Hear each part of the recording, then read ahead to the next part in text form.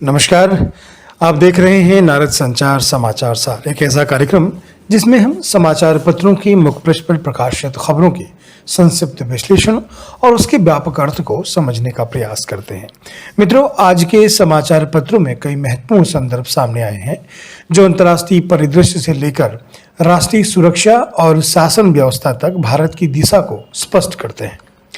सबसे पहले बात करेंगे अंतर्राष्ट्रीय परिदृश्य की। तो अंतर्राष्ट्रीय स्तर पर अमेरिका के राष्ट्रपति डोनाल्ड ट्रंप के एक बार फिर विवादित और अस्थिर बयान चर्चा में हैं, जो वैश्विक राजनीति की अनिश्चितता को दर्शाते हैं।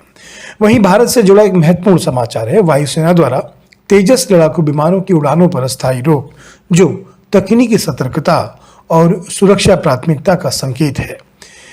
साथ ही एक चिंताजनक संदर्भ ये भी है कि केंद्र सरकार ने ईरान में मौजूद भारतीय नागरिकों को वहां से निकलने की सलाह दी है।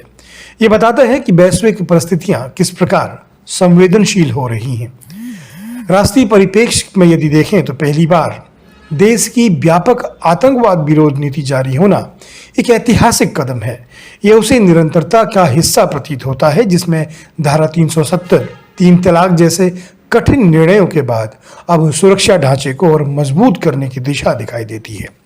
साथ ही भारत टैक्सी जैसी सरकारी पहल, जिसमें ड्राइवरों की कमाई का बेस रेट तय करने की बात एक संकेत देती है कि सरकार केवल नीतिगत ही नहीं बल्कि आम नागरिक और श्रमिक वर्गों के आर्थिक हितों पर भी ध्यान दे रही है। दिल्ली पुलिस में अग्निवीरों को 20% आरक्षण देने का निर्णय भी सुरक्षा और सैन्य अनुभव को नागरिक व्यवस्था से जोड़ने का प्रयास है।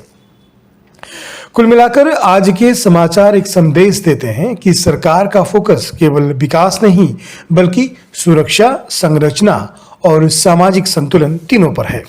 और शायद पिछले एक दशक की सबसे बड़ी राजनीतिक विशेषता भी है कि सरकार के निर्णय केवल नीतियां बनकर नहीं रह गए बल्कि एक निरंतरता के साथ जनता के मन में विश्वास, अपेक्षा और विचार का ऐसा प्रवाह बना रहे हैं जहां सरकार एक सत्ता से अधिक एक स्वीकृत दिशा के रूप में स्थापित होती दिखाई देती है।